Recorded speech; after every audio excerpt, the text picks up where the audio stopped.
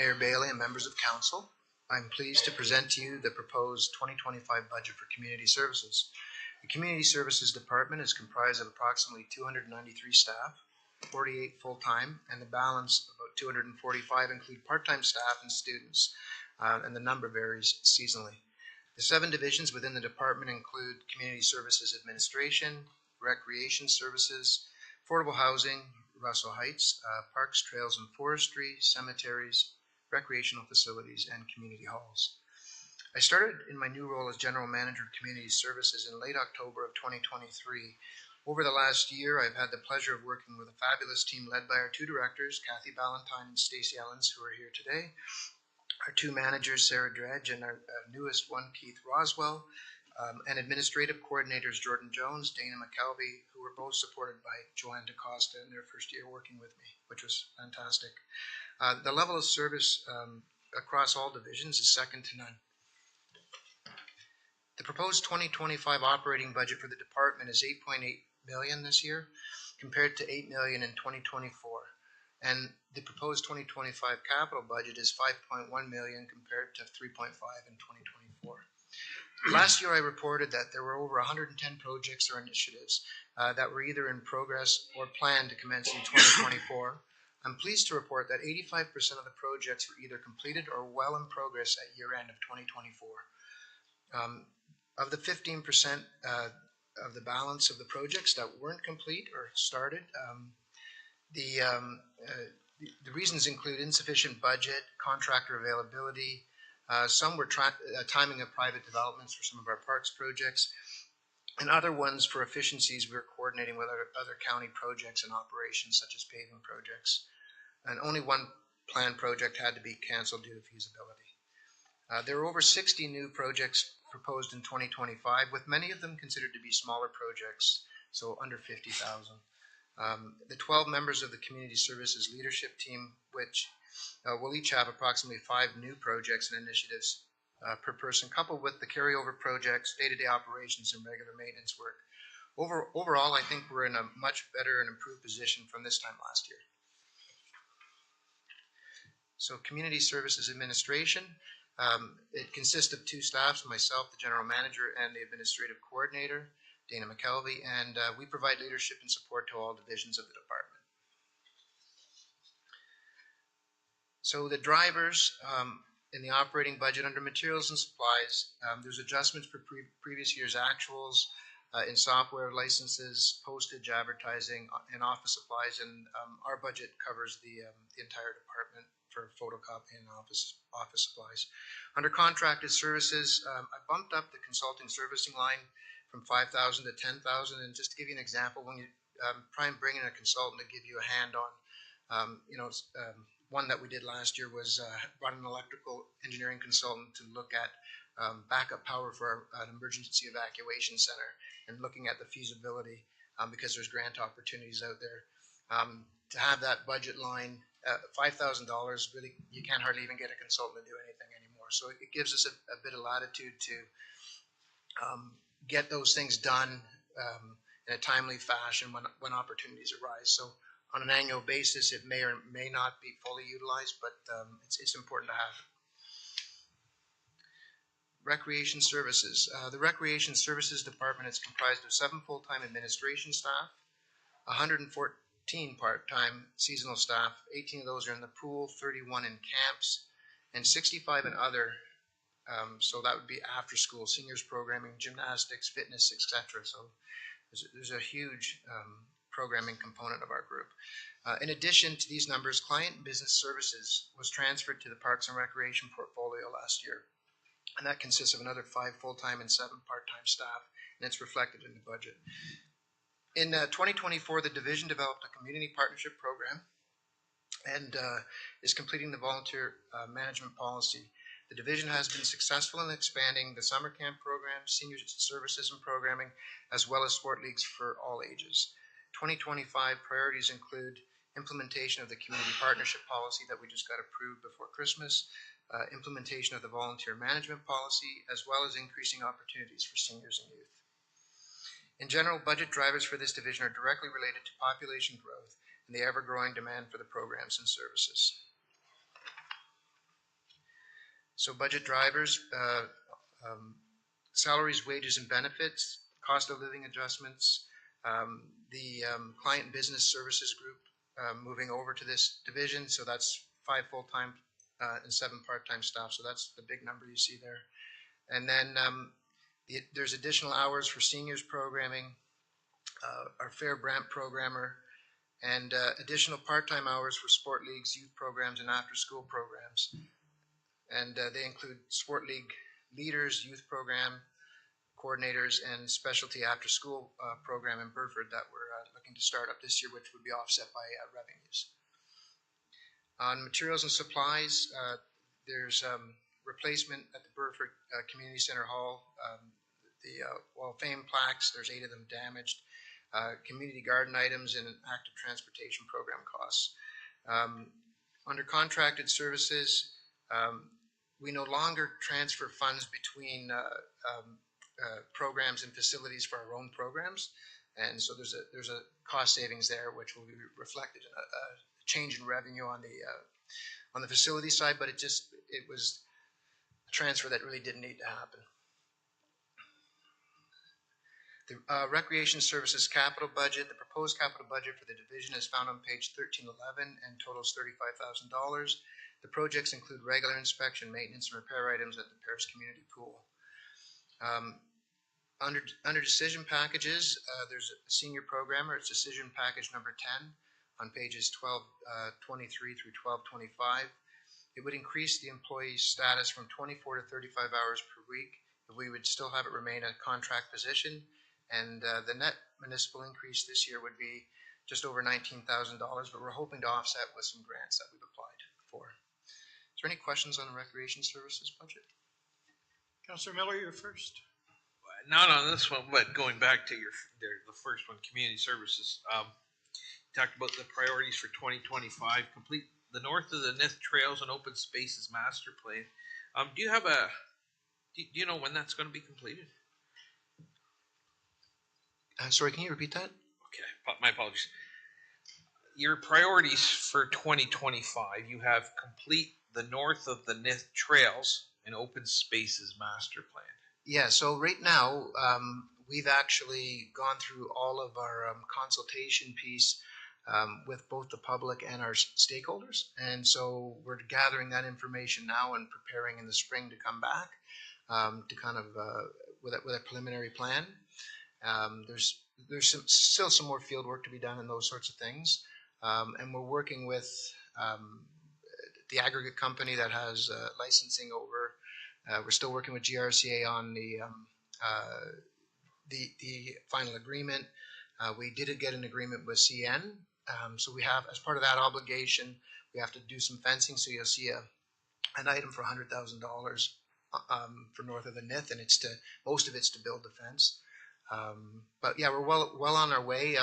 We're right in line with our project charter, and so we plan to be back in front of you by Christmas time with the final plan. But yeah, it's a lot of work. There's a lot of pieces to it. We're consulting with First Nations. We've had the initial consultation with both Six Nations and Mississaugas of the credit. So all that's been done. So quite a bit's been done. Stacey Ellens has been leading that piece, and I've been involved as well. But community partners are very active, very interested in it. So it's and that's what I wanted to kind of ask. I know Duncan Ross and his cycling group want to get going, and is this something that has to be completed, or is this, how does that work? Yeah. So how it works is we're coming up with a plan for what we would do with those lands, right? And so there's different feedback from the community. Some of it's walking trails, some of it's the cycling pieces, some of it's just natural spaces, and some of it's environmental things they'd like to see done. So once we put this master plan together, I would, assuming that council is happy with the plan and approves the plan, then I would think you'll have different groups coming forward with some stewardship agreements that we would work out with them. So Duncan's team, we've got an area right now that we see with the consultant, and even Duncan's team's been out there on their bicycles with their consultant. That could be the first phase of a cycling, but we have to get through all the other pieces and tie up all the loose ends before we can actually put those agreements in place. So the groups are anxious to get moving.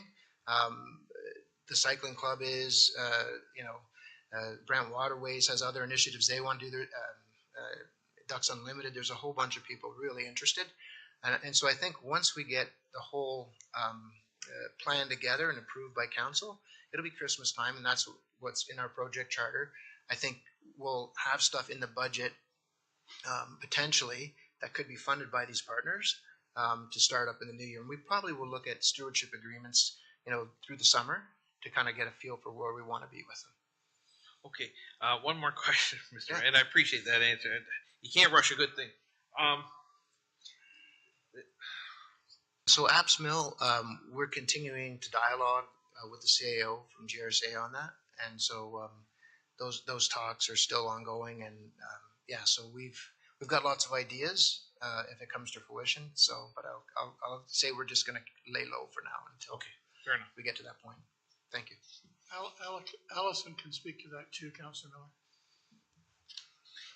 Thank you, through you, Your Worship. I would just add to that because I don't believe that we've come back and spoken to council, and there's been a few things that have happened that have necessitated some delays. So part of the policy of GRCA is that there be a formal appraisal done for any potential land disposition. And that was done on their end and took a number of months that we were just in a holding pattern. So we've just recently resumed those talks, but that was where that sort of delay happened since the last time we reported to council. Any other questions for Phil? So the next division is affordable housing, Russell Heights. There currently is one full-time staff member at Russell Heights, a property maintenance coordinator. In 2024, the division completed the replacement of the roof and reinstatement of the solar panels, and that was actually Sean McAfee's group who did that for us, so thanks to them, their team for doing that. A number of health and safety items, and some interior and exterior upgrades like flooring and painting. In 2025, priorities include balcony restoration and lower level deck concrete repairs, replacing eave troughs, and further items identified through different audits that we've had done. Under the budget drivers, under materials and supplies, there's an increase in property taxes of $2,800, and then the cost of living increase for the property maintenance coordinator under salaries, wages, and benefits. Capital projects total $120,000, and they're for the most part the regular capital maintenance and the balcony and patio restoration, and a bit of accessibility improvement design work for the front entrance. Any questions on Russell Heights? So Parks, Trails, and Forestry. The Parks, Trails, and Forestry Division is an area that has greatly evolved since 2022 to meet the growing needs of the community. There are currently 6.5 full-time staff and 26 contract seasonal staff. In 2024, the division opened Mile Hills Meadow Soccer Field for rentals, participated in our first Communities in Bloom project, participated in National Pollinator Week, held multiple tree planting events, increased native and perennial plantings in our county gardens, and launched the first resident tree giveaway. 2025 divisional priorities include a new pavilion and swing set at Dowdy Park, upgrades to Green Lane Sports Complex security and baseball fencing, design and construction of Arlington Mills Subdivision Community Park, that's a big one, accessible playground at Sunny Hill Park, detailed design for the Gurney Sports Park, Watts Pond Trail construction, the Nith Peninsula Park, and the Burford Town Square design. So it's a very busy 2025 for this team. In addition to the capital projects, other priorities include, and we just talked about it, the North of the Nith Trails and Open Space Master Plan, the Parks Master Plan, which we're close to completing, and the Community Forestry Strategy, which we're underway already. So, under this division, under materials and supplies, there's a lot of one-time costs. Just examples: a Green Lane, a heat pump, racking, magnetic bases in St. George. Parks, there's a ball diamond groomer. In King William Ball, there's screening and fencing. Under contracted services, one of the big drivers is $40,000 for roundabout maintenance. We're contracting that out and we'll see how that goes this year, and whether we have to supplement the work or whether we can get the level we want to with our contractor with the budget we have. Also, we do third-party playground inspections every 3 years, so that dollar value is in there, and there's also grass contract increases in there. Under salaries, wages, and benefits, it's just regular adjustments, and then the functional charges come up in other discussions, but it's rental of county vehicles from the fleet department. On the capital side, the division totals $3.7 million this year, found on page 13-13. The majority of the projects listed are maintenance, repair of existing assets within our asset management plan. There are some new growth and development related projects, including the proposed capital budget with the Arlington Park and Splash Pad being the most significant at $2.1 million. So that's a big build. There are a number of decision packages in this division under Parks, Trails, and Forestry. The Arborist Decision Package number 11 on page 12-27 through 12-28. It's a new position proposed to be funded from reallocating contracted tree services budgets from parks, cemeteries, and roads at a net zero municipal increase. This position would report to the forestry supervisor, assuming it's approved, which would be an upgrade from the forestry technician position, and all report to the director of facilities and special projects. The position will advance the community forestry strategy. Some of the items would be inventory, planting, tree maintenance, complaint response, and inspections. And I think that those are probably the biggest ones that affect council. Also, our climate action plan that was just approved, 55,000 trees to be planted and maintained by 2030. That'll be one of the big items on this position's work program.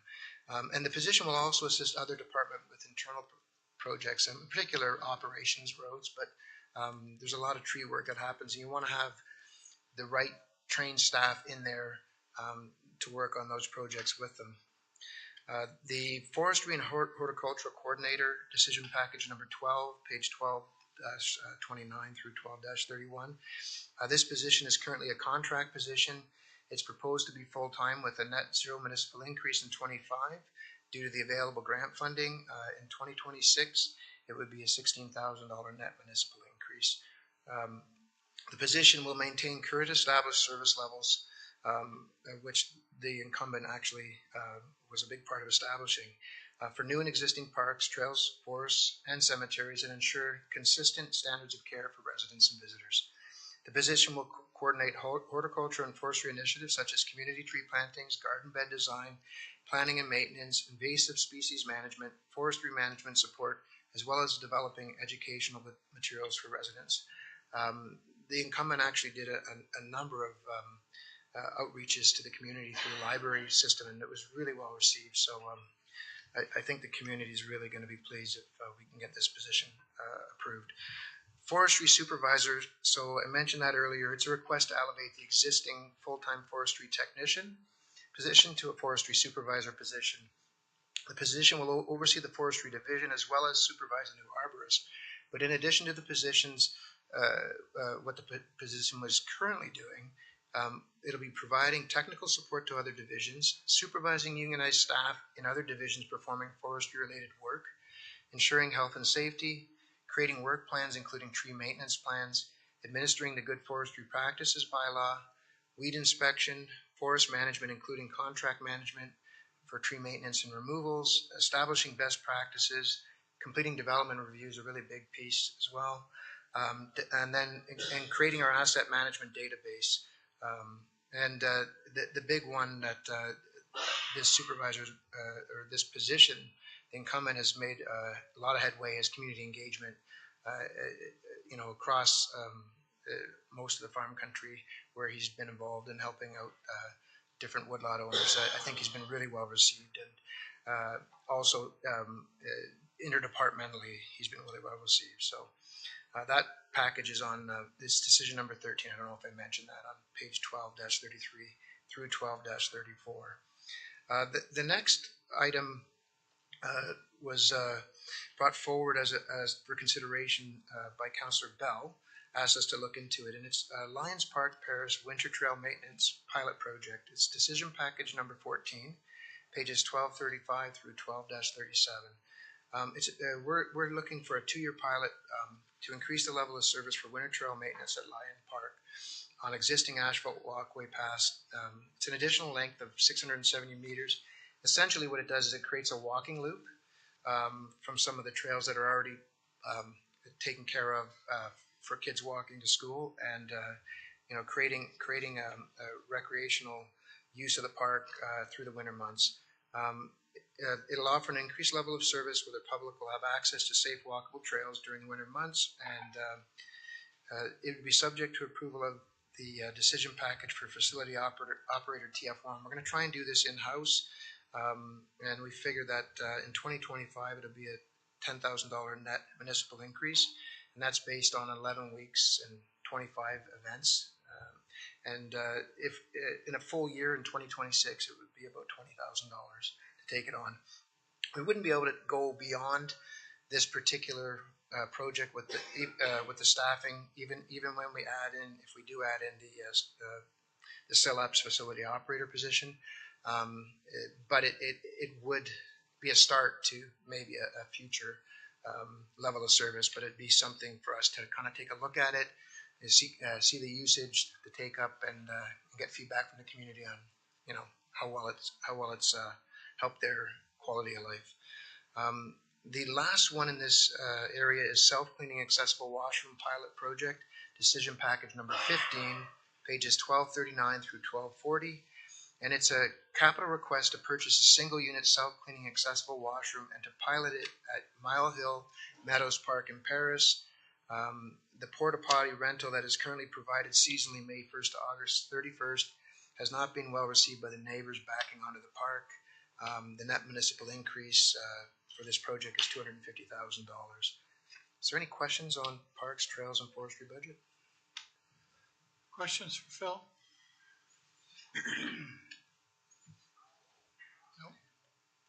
Okay, next division is cemeteries. There are currently 4 full-time and 5 part-time staff in the cemetery division. In 2024, in addition to regular operation and maintenance activities, the cemetery division completed a new columbarium in the Paris Cemetery, updated the cemetery bylaw, and opened lot sales for the Oakland Cemetery expansion. 2025 priorities will include planning the layout of the columbarium in Burford and ongoing fence repairs throughout active cemeteries. 2025 cemeteries operating budget drivers under materials and supplies, replacement of office chairs, there's cleaning supplies, repair materials for monument and foundation repairs, and some training and development costs. Under contracted services, the burial and snow removal and grass cutting contract for 2012, there's almost a $13,000 increase there. And then we've got one-time costs to remove the Mount Pleasant Cemetery shed, build a podium for the new columbarium service area in Paris, and the St. George Cemetery tree maintenance work. Those are all one-time. Under salaries, wages, and benefits, it's just cost of living increases. The capital budget for the division is $130,000, found on page 13-13, and then just includes regular maintenance, paving, and a new mower. There is a cemetery decision package, and it'll fall under IT's budget.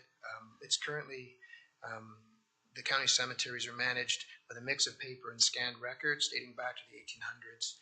And this current cemetery management software, Stone Orchard, is nearing its end of its useful life. So there'll be a one-time ask in the IT budget for us to import all of the records and maps into the software, and then there'll be an ongoing annual fee. But it'll not only improve things for staff, it'll improve customer service for our residents, because we'll be able to get quick information for them on these items and find it quite easily. Is there any questions on the cemeteries budget? Councillor Pierce, you're first, and Councillor Coleman. Thanks, Mr. Mayor. Through you to Phil. So for this one and the other ones too, when you talk full-time staff, part-time staff, full-time staff's probably like 37 and a half, 40 hours a week. Part-time staff, is that like 10 hours, 20 hours? It's usually 24. 24? Thank you. Councillor Coleman? Thank you, Mr. Mayor. Through you to Phil, the one-time shed removal of Mount Pleasant, what's the future plans for that? So the shed is actually being torn down, right? Yeah, no, it's demolition. Yeah, we're not building a new one. Councillor Miller? Yeah, thank you, Mr. Mayor. Through to Phil. Phil, columbariums, you mentioned for 2025 plan layout for Burford. Is that a new columbarium?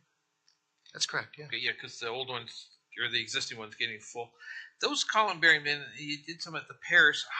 How many interments can you do in one of those? That's a good question. Stacy, do you have that answer? No. We'll have to get that for you. I should know that. Okay, because I'm just wondering how long. 64. 64 times 2? Okay. How long would they? That's what I'm. How long do they last? Well, it as far as how long would the useful life of the actual columbarium? Yeah, be? because more and more people are choosing. Well, I think it'd be 100-year lifespan. On No, that. before they fill up, before we have to look at another one. No. So we're going to be doing a cemetery study in a couple of years. Yeah, we're going to be doing a cemetery study in a couple of years to look at numbers across the county and to determine, where we need any full lots, where we need cremation lots, where we need columbarium lots. But each cemetery would have different take-ups, and I'm sure like Paris is probably increasing quite a bit with the new growth, right? So that's the sort of thing we want to get a handle on. I don't think we have any real bottlenecks in the county right now, but I think you'll see that there's probably more demand for the change, right? Because back in the day, like when I was younger, there wasn't an Italian cemetery, there wasn't a full burial with a fancy coffin, and now even our family's doing things much differently. So I think there's a change in what they're looking for. And you said, okay, so the master plan, 2026, 2027, do we know? I believe it's 2026 without me. And that, yeah, because I think there's a lot of things that, because of the changing natures, some cemeteries are filling up. We're taking on ones that are inactive. Yeah, I think it's overdue. So. Yeah, and we may look at modifying the actual plan for the site and resubmit something if a certain area maybe should be reallocated to columbarium. But that's what I think the study will give us a heads up on, based on best practices and that sort of thing. Okay, thank you. Councillor Bell? Yeah, thank you, Mr. Mayor. I'm just a bit worried, actually. One of the 2025 priorities is to increase columbarium sales at St. George and Burford. So I'm not quite sure what the cemetery team are going to do. I don't know if they go out on kill a few people off. I had nothing to do with that one. Are there any other questions for Phil? Oh, okay, thank you. Okay, so the next division is recreational facilities. There's currently 21 and a half full-time staff and 93 part-time staff in our recreational facilities division. Demands on regular operations of the recreational facilities division continue to increase due to growth and increased programming. In 2024, in addition to regular operations and maintenance, the recreation facilities division awarded for the design of the Brant Sports Complex expansion, the consulting services award, hosted 2 Sport Hall of Fame ad hoc committee induction ceremonies, completed the St. George Lawn Bowling Club accessibility renovations, the Burford Community Center LED lighting retrofit and low E ceiling replacement, flat roof replacements at Scotland Community Center Gym and Burford Community Center. In 2025, a number of capital initiatives are proposed in addition to the 2 significant priorities being completion of the design and construction drawings for the Brant Sports Complex addition. And just to add to that, we're hoping to later in February come back with concept plans and costing for a couple of options for council to review and consider for the Brant Sports Complex addition. And then the second piece is commissioning the Wilkin Family Community Center upon completion of construction. So for drivers for recreational facilities on the operating side, materials and supplies, we've got a number of things in Burford, the Gawk Arena, Sillaps, BSC, and even some startup equipment for Wilkins in there. all small items, but a number of different things, everything from water treatment to cleaning supplies to new radios and mats at one of the rinks, so signage replacement, that sort of thing. On contracted services, we've got across the board some small increases. The biggest ones being at the Burford Arena to do with snow and waste removal costs and some plumbing and electrical. But for the most part, they're all small. But when you total all of them, it becomes a significant number. Salaries and benefits, they're just regular wage adjustments, and then the big one that shows up under interfunctional charges. So we never had our ice reservices added to the fleet reserve until now. So this is the first year. So it'll look like a big hit this year because there's 4 of them, each one $15,000. So 60 grand going into the fleet reserve. But as was discussed earlier, you need to build that reserve up. So when, they at the end of their useful life, there's monies in the coffers to actually replace them. So it's the right way to do it, for sure. But it's just the start of it. So there was a couple of big hits when I was looking through the budget this year because of some of the changes we're making, but they're good changes. On the capital side, the proposed capital budget for this division totals $1.1 million. It's shown on pages 13, 14, and 13, 15. The majority of the projects listed are maintenance and repair of existing assets within our asset management plan.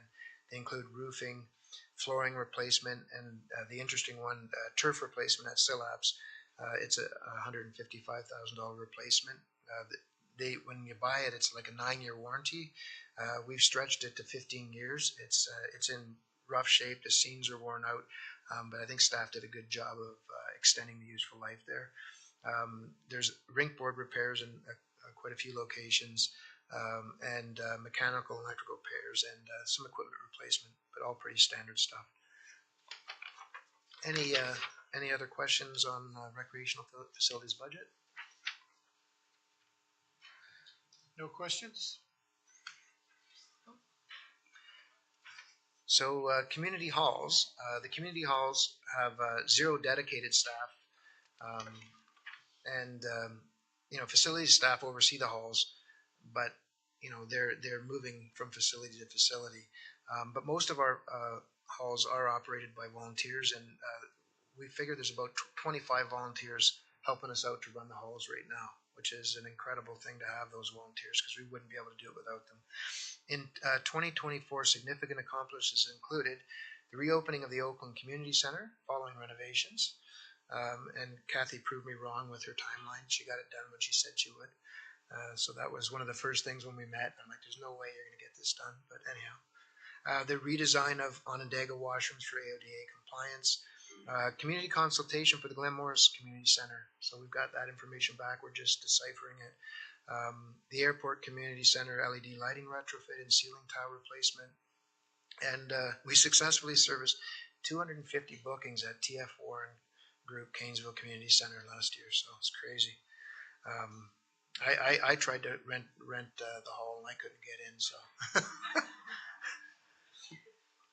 2025 priorities include completion of the asbestos removal and renovations at the Oakland Community Center to lease the space for the new daycare center, maintenance repairs to aging infrastructure, some green initiatives, and volunteer management committee agreements and reporting. So lots going on again this year.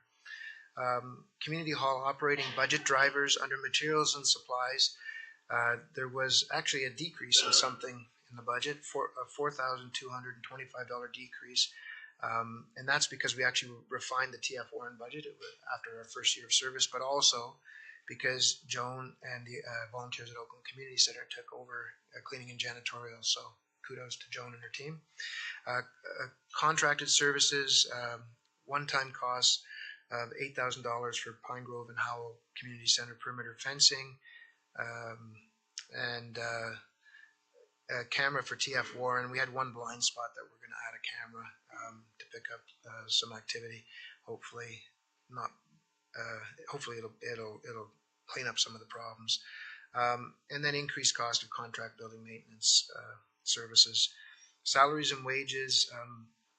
It's not just regular increases, but it's we're budgeting for the extended hours and evenings and weekends due to demand based on our 2024 take up, and it wasn't just TF Warren. We've got a lot of take up in a lot of our centers now, so it's interesting the growth and how it affects our operations. Capital budget. The capital budget for this division totals $82,000 and is found on page 1315. All of the projects are maintenance repair of existing assets. Projects include accessibility renovations, mechanical equipment, and drainage work. There's one decision package. I had this one in there last year and I didn't label it correctly, I think, but facility operator for TF Warren Group, Canesville Community Center, and Wilkins Family Community Center. The decision package 16 is found on page 1241 through 1243. There's a net municipal increase in 25 of $72,000, and then it's $96,000 annually thereafter. I've talked about it quite a bit already, but TF Warren Group Canesville Community Center opened in May of 2023 and has been in high demand with significant usage. The Wilkins Family Community Center is set to open in 2025 and is anticipated that demand for facility rentals will be high at this new facility in Paris. The operator will play a crucial role in maximizing the revenue potential for these two facilities. To continue for it to remain in excellent condition, it's a 7-day-a-week, 354 days a year operation at TF Warren, and this position will also take on some of that snow clearing at Lions Park with the other initiative. Anyhow, that's. Is there any other questions on the hall's budget? Yeah, Councillor Pierce. Thank you, Mr. Mayor, through you. Sometimes it doesn't take much, but I'm a little confused here. You say there's 0 dedicated staff, and yet we've got increase to salaries, wages, and benefits as a budget driver. So there isn't any dedicated staff, but there's staff time allocated to it. So what I'm saying is I don't have anybody there full time Right. dedicated to that facility. So they're moving between SILAPS and the SILAPS area, and right. So the new position, actually, if it gets approved, will primarily be working out of those two facilities. Okay, so follow up. So hypothetically here, if you're bringing somebody from recreation facilities, isn't the increase in budget or in salaries to that? Like, how is it? I'm trying to understand if there's no dedicated staff to a particular budget, how can there be an increase in wages and salaries? Would it not be taken up in the recreation facilities increase in wages and salaries? I'll let Heather explain it, but yeah, I get your question 100%. Through you, Mr. Mayor, we do job costing. So like as they work, they code their timesheets to where they're actually working. So their hours that they're working at the community halls get charged to the community hall, even though their base salary is with SILAPS. So SILAPS isn't being charged for that full person. It isn't being budgeted for that full person. Okay, so it's only being charged once. Yes. Wherever. Okay, got it. Thank you. Thank you. Any other questions for Phil? Oh, that was a good explanation from finance on that one. This is the end of my budget presentation. Thank you very much. If there's any other questions, I'm glad to answer. Thank you. Takes us to 7.8, which is emergency and protective services, and that's Cindy Stevens.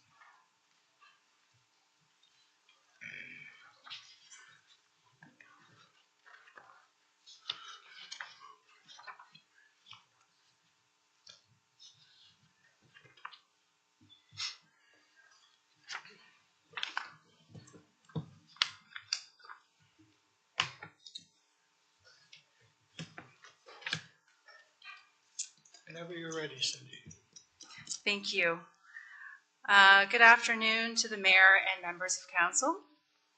I'm privileged this afternoon to present the Emergency and Protective Services Department 2025 budget to you today. Our administration team consists of myself as general manager and our senior executive administrator, who also provides support to the CAO. And a few others as well throughout the municipality. This section provides strategic guidance, leadership, and administrative support to fire services, Brantford paramedic services, emergency management, and enforcement services. The general manager also serves as a staff liaison to the County of Brant OPP Detachment Board. In 2024, the division provided project oversight for the new North Paris Fire Station and new paramedic headquarters, which will continue in 2025. A review of fire dispatch services was completed and a new service contract with the City of Brantford finalized. The new OPP Detachment Board, which was required under the Community Safety and Policing Act, was established and supported. In 2025, the division will continue to support and look for opportunities to enhance mental health, support for our first responders, as well as provide guidance to paramedic services and the review of a new response model. The 2025 operating budget includes salaries, wages, and benefits for the general manager and 50% of our senior executive administrator's salary, materials and supplies to support mileage, training and development, cell phones, and our annual department staff meeting. The budget is partially offset by revenues for administrative overhead from paramedic services, which has resulted in an overall 3.7% decrease of this budget in 2025. So as far as staffing, there's 1.5 in administration and a total of 382 staff and volunteers in the department overall. Any questions on administration? Okay. So we'll move on to fire services. In 2024, Fire Services awarded the architect for the new North Paris Fire Station and received council approval for the concept design. Staff worked closely with the City of Brantford Fire on the transition of our fire dispatch services. Council approved the purchase of replacement of our self-contained breathing apparatus equipment, and our firefighter remuneration was updated. In 2025, health and safety initiatives for our personnel will continue to be prioritized. Mental health supports will be a focus, as well as continued work on the decontamination and hygiene program. The bunker gear storage room for Burford Station is the next project slated to begin. Improving the records management system is also a focus in 2025 with the assistance of new software systems. A station location study for the Paris Fire Headquarters and Airport Station is underway and will be completed this year. The 2025 budget drivers include salaries, wages, and benefits, which incorporates economic adjustments for all admin staff and firefighting personnel. In materials and supplies, there's a one-time item, minor item of $3,000 to repair eaves troughs at the Burford Station. There's also an increase in software support and licenses for new training software. Contracted services include a bunker gear cleaning and inspection for each set of our bunker gear. There is a savings in rent and financial expenses related to communication equipment rental. External transfers increase there is the fire dispatch service agreement that reflects that service agreement with the City of Brantford. Overall, there is a net levy decrease of 0.5% in fire services in 2025, which is attributed to the cost savings in transitioning to external fire dispatch services. So for staff numbers, there's 193 volunteer firefighters and 8 full-time admin staff for a total of 201. Any questions on fire? Councillor Pierce. Thank you. Through you, Mr. Mayor. So it's kind of interesting how one of the budget drivers for 2025 is increase in salaries, benefits, and firefighter remuneration, and yet there's a decrease of 7.2% in salaries. Through the mayor, so that is sort of a combination of our admin and our volunteer fire staff getting the economic adjustment. So that was included in the budget. But our internal dispatch services overall in 2024 was over $500,000. So there's now, with transitioning to an external service provider and that contract, there is an overall budget savings realized as a result of that. In salaries? Correct. Most of the fire dispatch service, $500,000 was related to salaries and benefits. Thank you. Any other questions, Councillor Bell? Mr. Mayor, through you to Cindy. Could you explain what the big change in external transfers is? Is it again related to the change of fire dispatch services? Through the mayor, yes, that's correct. So that number includes the new service contract with the city of Brantford, minus the backup dispatch servicing agreement that we used to have with them. So I think that was about $15,000. So that's been removed, but the new contract is reflected there. So we had 94,000 in, but take 183,000 out. Mm-hmm. Good. Any other questions? Okay, move on to paramedics. Okay. So in 2024, Paramedic Services finalized the new headquarters lease with Grandbridge Energy and Grandbridge Energy Solutions, successfully completed the provincial ambulance service review, and continued to provide various community paramedicine program services to our communities. The Paramedic Services budget approval process is outlined in our governance agreement with the City of Brantford, and this process has already moved through several steps to date with county budget approval and ratification of this budget at our November council meeting.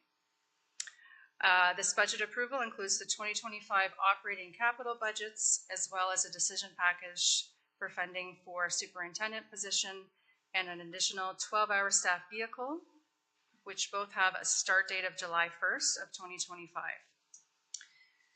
Our 2025 priorities include the new headquarters project and phase 1 construction, optimum response model study, and continued collaboration with the Ministry of Health and our local hospital to mitigate offload delay times.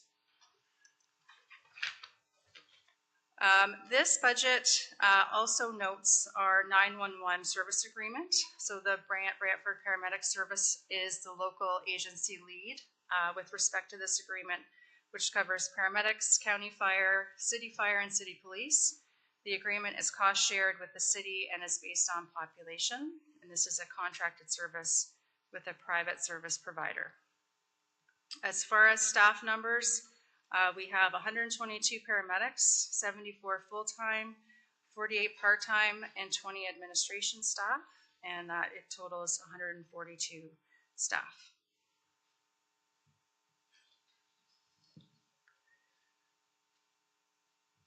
Any questions on paramedic services? Councillor Miller. Thank you, Mr. Mayor. Through to Cindy. Cindy, you're showing the provincial grants for 2025 at 8.7 million. They said they were going to fund it 50-50. If they were to fund it 50-50, do you know what that figure would be instead of 8.7 million? Through the mayor, we can look at what that calculation would be. I don't unfortunately know that off the top of my head. Okay, so I think they're funding more like 43%. yeah, it's around there. Yeah. I think they froze at 2018 levels or something. Mm-hmm. Yes, Or they haven't been that keeping sounds up about with- right. The funding model used to be 50% of the previous year's operating budget plus an inflationary increase, and the province hasn't provided that inflationary increase now for a number of years. Yeah, never do deals with the province. Listen, have you heard any talk, any chatter of them fixing that, or does this require another delegation? Through the mayor, there has not been any talk about changing that. Okay. We have done delegations in the past to try to influence the province to bring that back and possibly more, but I haven't heard of any discussions around that recently. Okay, that's unfortunate because yeah, obviously it's picked up by ratepayers and that's not fair. But yeah, it would certainly wipe out that increase. So okay, well, I guess we'll monitor. Thank you. Any other questions? Okay. So emergency management. Our emergency management division provides guidance and support for the municipality's emergency management plan and compliance with required legislation. Through the leadership of our Community Emergency Management Coordinator and our alternate CEMC, the county had a successful emergency exercise in 2024, as well as successful compliance with the Emergency Management Ontario audit.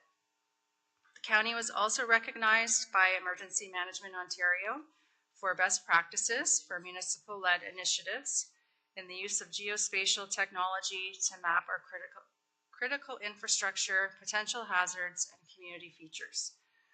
The division has already started working on the 2025 emergency exercise and the public education program for this year.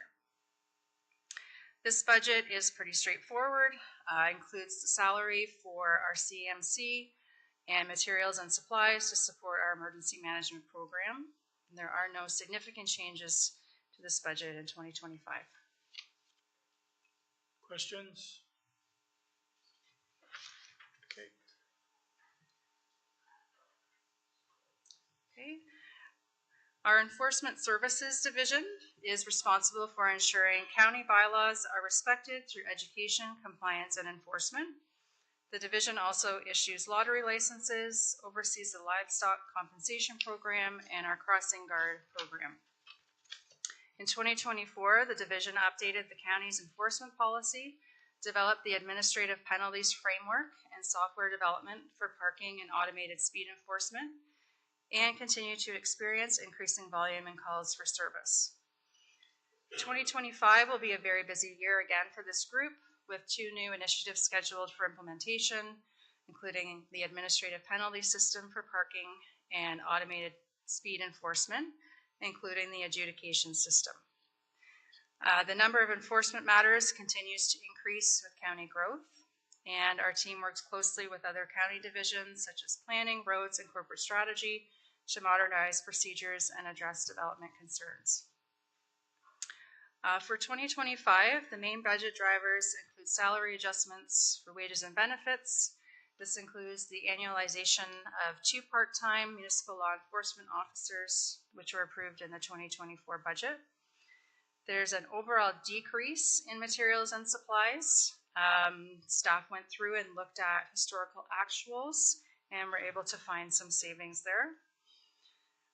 External transfers is an increase due to MTO costs anticipated related to searches to support the administrative penalty system, but this will be offset by corresponding revenues in our fees and charges. And the overall net levy impact is 8.3%. For staff numbers, this division includes 22 crossing guards, 6 full-time bylaw enforcement officers.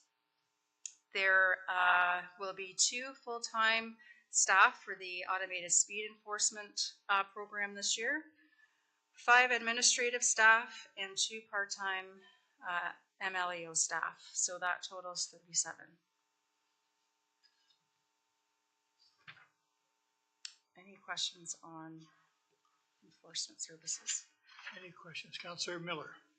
I'm just wondering where that budget decision, that package goes in for court costs. Is that going to go under OPP or enforcement or? That is coming up. Okay, sorry, jumped the gun. It might be next. Any other questions for Cindy? If not, thank you very much. Got a couple more slides. Oh, we got a couple. I'm sorry. I'm almost done. Okay, so our decision packages, our department specifically has 2 decision package requests for council in 2025, plus the funding request from Brantford Police Services. So decision package 17 is for a new position in fire services for a full-time fire services communications specialist. This position is considered integral to develop and implement robust and tailored communications within fire and coordinate external public communications in partnership with our corporate communications division. As the fire service division continues to evolve to meet increasing and changing demands, this position will provide expertise and the resources necessary to appropriately inform our personnel across all 8, soon to be 9 fire stations of key information with timeliness and consistency, as well as enhanced knowledge sharing. Effective communication is critical within emergency services to foster trust, morale, maintain effective operations and connection both internally and with our residents. Decision package number 18 is for new solar photovoltaic system installed at the Scotland, Keensville, and Onondaga fire stations. This project is a partnership with Brant Municipal Enterprises and supports the county's climate action plan. The system consists of solar panels to maximize energy efficiency, offsetting 98% of the fire station's current energy consumption. It is proposed that one system is installed each year over the next 3 years, and the project would be internally financed over a 10-year term through future corporate solar revenues from all solar generating assets, which Heather spoke to earlier today. The project has a payback period of 11 years and will continue to deliver savings and emission reductions for years to come. And then lastly, decision package 19 is the request from Brantford Police Services for a contribution to court security costs. Brantford Police have requested the county to contribute funds toward the increase in operating costs for 3 local courthouses, indicating that the city has historically assumed all the security costs of the operation of the local courts. The requested amount is $66,000. Staff are currently in discussion with Brantford Police to clarify if or how this request connects with the existing agreement between the city and the county regarding the Provincial Offences Court. So I have been liaising with Chief Saunders, and we've been a little back and forth, but I expect I will have more information on that to provide to council prior to any decision package deliberations.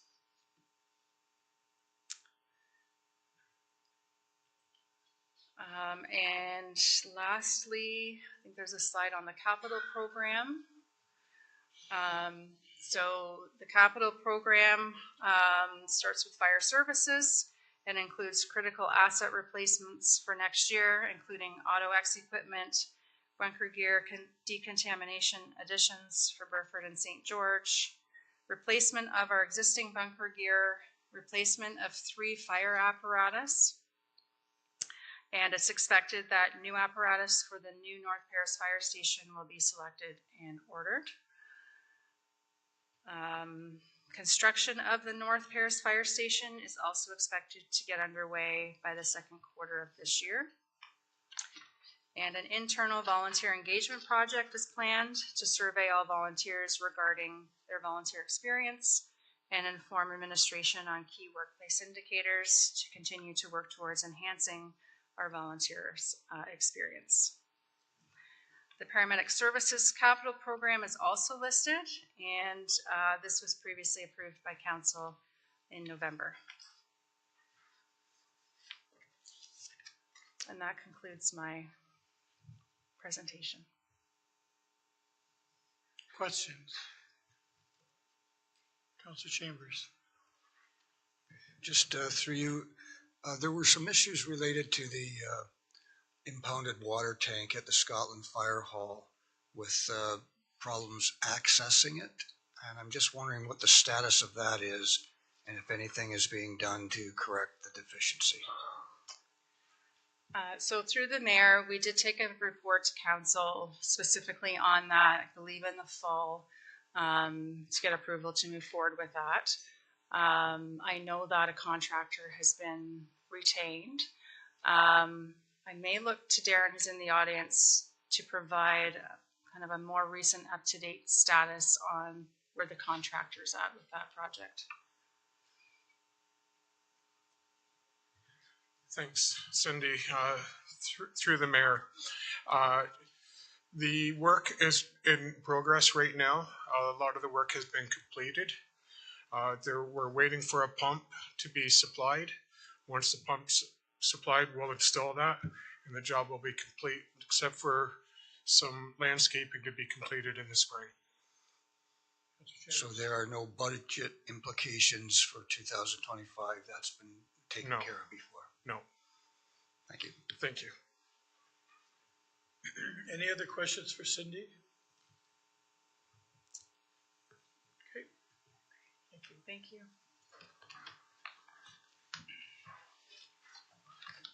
Which takes us to number 7.9 on the agenda, which is the library.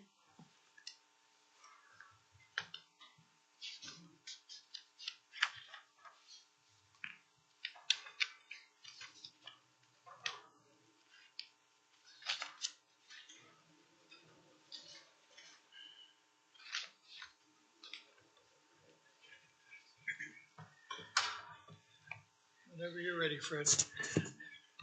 Thank you, Mayor Bailey, for this opportunity, and I'd like to thank council. Kelly and I are here to present the County of Brant Public Library 2025 proposed budget. This proposal for budget was approved by the library board, and it does represent our best effort to minimize the impact of rising costs and inflation. Back at the library, we sometimes kind of joke about the fact that we give things away for free, but we don't want you to think for a moment that we don't appreciate and understand exactly how much it costs to run library service and where most of the money comes from. We don't lose sight of that at all. And when we are gifted with the money that we use to fly this service, I want you to know that we absolutely do our best to maximize every dollar. Tomorrow, I believe, in your Friday file, you're going to receive a report about our local library service, and it's a report that takes all the data of circulation and membership and people in the door and those who attend programs, all that data that we've shared with you before, and runs it through an algorithm created at Algoma University. And it monetizes basically what those services would have cost the citizens of the County of Brant if there was no library here and they had to pay for it out of their pocket. The report will explain itself probably better than I can right here, but I want you to look for it. What it really comes down to at the end is that for every dollar we invest in a library service here in the County of Brant, the return on investment, the social return on investment, that $1 turns into $6.37. And I invite you to look at that closely. It's a tool that's been used across Ontario in other municipalities. It's a great tool for us to understand our service, how we're spending the money, how we could do better. It's one of those kinds of tools, but I offer it to you as a way to just reassure yourselves that your money spent with us is being well spent, and it means something when it gets out there. We provide a lot of services at the library, and it's thanks to your investment in the library that we're able to do it. Last year, we created the mobile makerspace, greatly expanded the new technologies that we're sharing with the community. For instance, the makerspace played a big part in a lot of Christmas presents that were embroidered and stenciled on mugs and made in the 3D printer. So it gets out there. Our services are broad and multifaceted, and we're grateful for the opportunity to put that out into the community. In 2024, we had a big priority on programming for seniors, many of them living alone and perhaps isolated by their location. The Hallmark program was entitled Digitally Savvy Older Adults. And 98% of the attendees in their feedback indicated that they felt much more confident with their technology-related skills. And 71% of them indicated that the sessions really helped them overcome feeling socially isolated. That's important data too, because it shows us that the library is really making a difference for people directly and individually, and like the report that I indicated earlier, across the spectrum as well. That seniors program I mentioned has been nominated for an Minister's Award of Excellence in Public Service. And while awards are great, what's more important is to know that it's really making a difference for the people that attend. The most valuable asset we have at the library is our staff. And when Kelly gets up and looks at the drivers of our budget proposal, I don't think you'll be surprised that the lion's share of it is staff related. So with that, I'm going to turn this over to Kelly, who is able to answer your more specific questions and the detail. Kelly?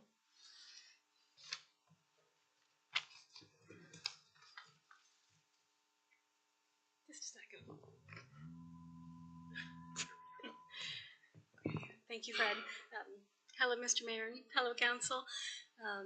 As Fred said, I'll describe the specifics of our budget for you.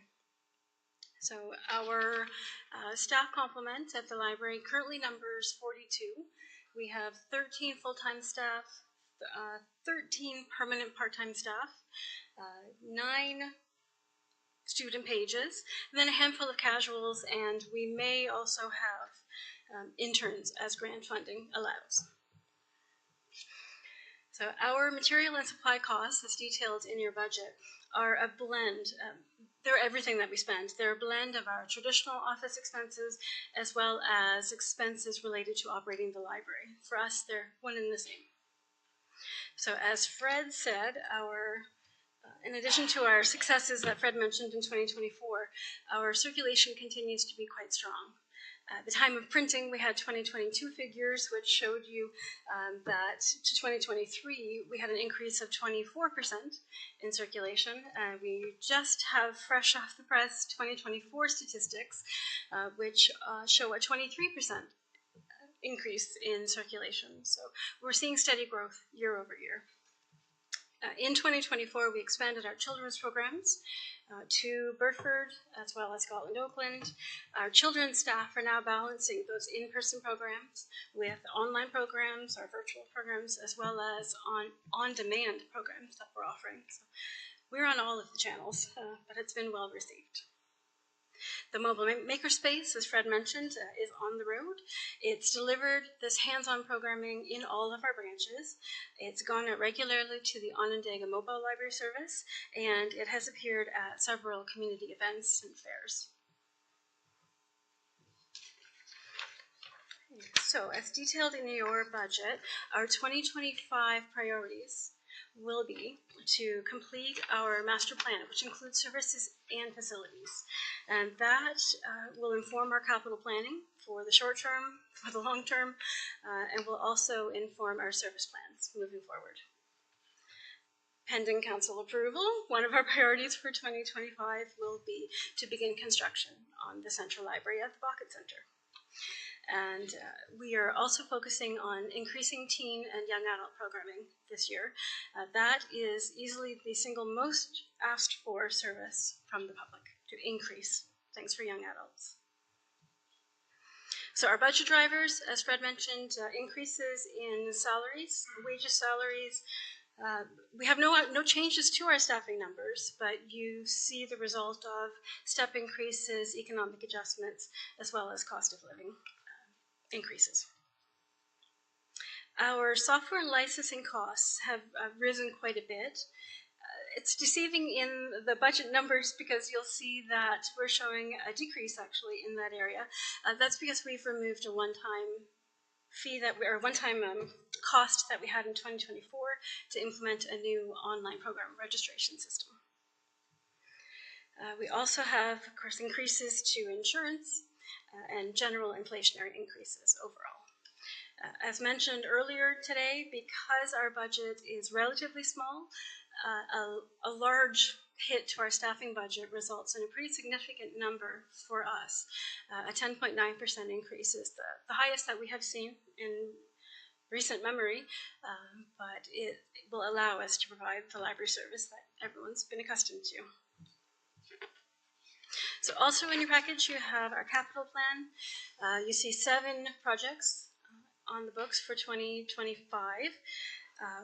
Of the $198,000 required for this, $103,000 of it will be funded by the library's capital reserve, and $95,000 of it will be funded from development charges. So for these capital projects, there will be no hit to the taxpayer in 2025. Most of our items are asset management related, maintenance related. You'll see some technology related things. Our website's becoming dated. It's time to update it. Our computer hardware in the branches is becoming updated, and it is time to replace it. One growth related item of note is the kiosk for the North Paris Fire Hall.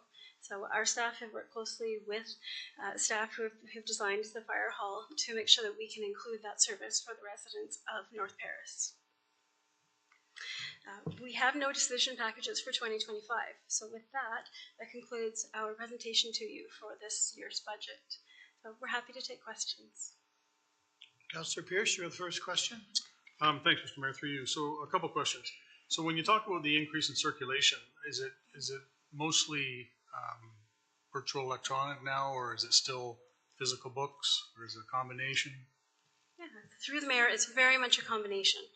I'd say that we're probably about 75%, 25%. Physical is the majority, and digital, while still growing rapidly, is not yet outpacing physical circulation. Okay, thanks for that. And just circling back to the staffing again, if we could, Kelly, you said you got 42 total, you got 13 full-time. Yes. And you said you had 13 part-time permanent. Permanent part-time staff. So just to distinguish them from the casual staff or the interns that we bring in on a temporary basis. So those 13 permanent part-time staff are equivalent to 10 full-time equivalent staff members. They range from 15 to 30 hours a week. Okay, and I'm sorry, so you've got like 16 others that are just... Yeah, we have 9 student pages okay. who are technically temporary staff. They stay for high school and then move on. We currently have 4 casual staff members who fill in on the public service desks when we have illness or vacations. And we have 1 intern currently funded by a community heritage digitization grant. Thank you. Councillor Garneau and then Councillor Chambers. Thank you, Mr. Mayor. Councillor Pierce asked my question. Oh, there you go. Councillor Chambers, it's you then. Thank you. I notice, I've read in some of the newspapers, our neighbors to the south that have a library system similar to ours in that they have branches throughout the county.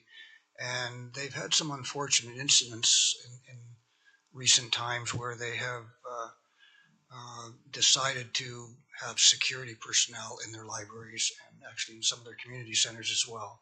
I'm just wondering, due to the times and how they are, and due to the fact that the security at our libraries, I'll use Burford in Scotland, for example, who are staffed with young employees that are a long way away from an emergency response if an incident does happen. What is the library doing to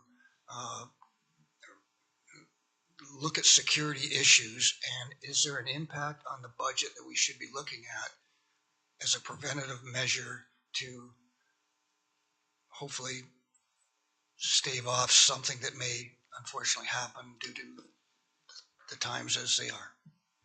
So through the mayor, I'll do my best to address. There's several facets to your question. We do have staff who work alone in some branches at some times. We try our best to double schedule staff so that we minimize the number of hours that any one staff member might be on their own. We do have a working alone policy that we implement with our staff and require them to follow. Staff wear emergency alert necklaces where they can press a button and the call goes directly to our security service firm who will then contact emergency services as needed. We're not looking to make any investments in terms of staffing at this point. And by which I mean bringing in security guards or posting gates at the doors or that kind of thing. I wouldn't rule it out in the future, but we're monitoring and we're preparing staff as best we can with as many training opportunities as possible to give them the tools to de-escalate potential problems. We started offering naloxone kits within our branches last year, which we've handed out many of to the public. Again, they're meant to be a preventative measure. We have not yet had to use any of them within our branches. Probably the best investment we can make into security for our library staff is the design of our branches. So when we've designed the central library, the new central library in Paris, we've worked with police staff, with emergency staff, to make sure that, sight lines were adequate, to make sure staff had safe passages out of areas, that it would be really hard to be hidden in a corner, or we're trying to eliminate any opportunity to create that kind of problem within the branches. And I have spoken with some of the Norfolk County councilors about the situations that are going on there, and they're looking at such things as safety audits, security audits, and that kind of stuff that is a cost to the taxpayers. And in situations, they have a lot of issues with people using the public spaces for drug use and stuff like that. I'm sure everybody knows what happens and what's happening nowadays. So just maybe a word of caution that in future budget and future planning, you may look at what security issues that the library may need, such as what we have done as the municipality. Some of our buildings are barricaded off, and the public can't, those kind of things, because our community centers and our libraries are at risk, as well as our parks and this kind of stuff. Unfortunately, the days of open door policies and having one teenager at the library doing what the librarians do, maybe in the past. But it's something I think we need to look at in the future in terms of providing money to the organizations in order for them to do just that. Councillor Miller. Thank you, Mr. Mayor. Through to Kelly. Kelly, when I look at expenditures, which of those line items captures the cost of running the actual buildings? The heating, the lighting? So through the mayor, we have your materials and supplies page earlier on in your does pull out utilities, property taxes, some operating costs, building equipment, building maintenance. Those operating costs are detailed on that page. So is it captured in the materials and supplies for the library page, the expenditures, or is that just materials? You got 524,000 listed. I would have to ask our financing staff to tell me how they package the numbers together. But it is broken out on page 133 of your binder. Gives you a little more detail, distinguishing supplies from computer equipment, from building and equipment maintenance, as well as telephone costs and utility expenses. Okay. Do you know what page 133 is? 133. Oh, the front? Okay. Oh, the new page. Okay. All right. I'll have a look at that. Okay. Any other questions? Councillor Bell? Mr. Mayor, through you to Kelly. Kelly, just on that very page, the breakdown of the materials and supplies, the line says supplies, brackets 13, includes book collections, electronic collections, audiovisual materials. That's an operating cost. But when I look into the capital budget, there's a capital line for books and e-books. Yes. I'm confused. Sure. So through the mayor, let me explain. We do have two categories of costs. We have our operating costs, which are to fund the normal turnover of our collection in the course of the year. We buy approximately 10,000 books a year. We also read approximately 10,000 books a year. And the amount that you see in the capital plan is funded by development charges because it is specifically dedicated to funding growth in the collection. So most years it's been used for expanding our online services, introducing new electronic collections, but it could be used for anything growth related within our collections. Okay, thank you. It's clear now, I think. Any other questions? Seeing none, thank you.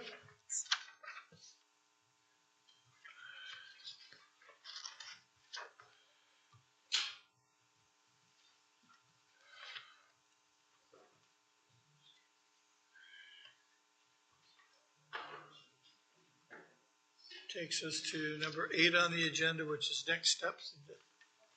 No, next steps of discussion. Who has that? Okay, perfect. So just on the next page, the library has just spoken to the health unit. You will notice in our library, we don't show an increase until the board has Grant County Health Unit did approve a budget and an increase. I spoke to their treasurer Sorry, guys.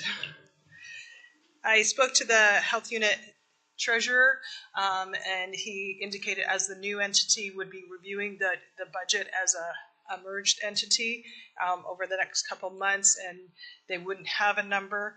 So, but he expected it might be lower, quite a bit lower than what was being projected. We do have a reserve of about 400,000 for the health unit, so my suggestion is I've left it with no increase for 2025, with to be pulled out of the reserve when we get that updated budget. The social services has been previously approved by council. John Noble Home and the conservation authorities will be coming next Wednesday. POA has showing no increase. We did have a the actuals in 2023 were higher, but what we're seeing in 2024 hasn't been quite as good, so I didn't increase that line. And then as far as the OPP, as Heather mentioned before, with the provincial moderation of that number, it's looking a lot better, but just caution for next year. Any questions? Councillor Bell and then Councillor Chambers. Yeah, just to follow what Heather said about the health unit. We did as Brant County Health Unit, as you know, Mr. Mayor, we approved a budget. It was actually a 15% increase, which would have been about $200,000 more. But it is true that when as we're now a merged health unit, the budget is up for some reconsideration. It will take time, but as Heather explained, there appears to be a reserve, which I wasn't aware of. So nice to know we've got a bit of reserve somewhere. So I think the choice that Heather has proposed to us makes some sense. That's great. Councillor Chambers. I can tell you that the representative from Long Point cast his 7.6% of the vote in favor of the budget, which passed unanimously as presented. It's a little bit funny that Brant County's percentage increase is always highest or higher because we are growing faster than the other member municipalities. The actual budget is considerably less than 4 point whatever it is, but Brant County seems to have always the highest percentage increase. Great to know. Thanks. Any other questions? No. Okay, well, thank you. Heather, you're going to walk us through the next steps. As I presented earlier, our next step will be next Wednesday evening. We are going to hear, I think, 3 external agencies are coming to make presentations next Wednesday. And following that, we do have a presentation from our consultant on the long-term financial plan model. He's going to show where we're at, what the 10 years based on current projections look like. And as part of that, a staff report will be coming through this in this agenda package, so you can get a feel for what things we're going to be discussing at that meeting. Following that, we do have the first budget deliberation session scheduled for February the 6th. We will have an opportunity then to go through the decision packages, go through any other items council wants to talk about. Adjustments, we'll be providing a report on public engagement results, kind of a more fulsome on what we've heard up till then, and answer questions that came up at this meeting, some further clarifications that have been asked for. I would recommend that if you have questions or other things you want us to look into, or calculations you want us to do, to please let us know that as soon as possible, and we'll present those on the 6th as well, so that we all have the same information going forward that day. And then we'll see where that takes us. If we need to schedule additional meetings after that, we will, or we'll proceed to the February council meeting. Any questions for Heather? What's the date next Wednesday? The 22nd. 22nd. Thank you. No other questions? No other business? We're not. I need someone to take us to reconvene as a council. Councillor Coleman, Councillor Garneau. All those in favor? We're back as a council, which takes us to the last thing on which is the adjournment. But if I could ask councillors to stay after we adjourn, because your binders are ready for Roma, and Spencer's going to bring them in. So with that being said, I'll ask for a motion to adjourn. Councillor Kyle, and we will meet again on Wednesday the 22nd here, all being well.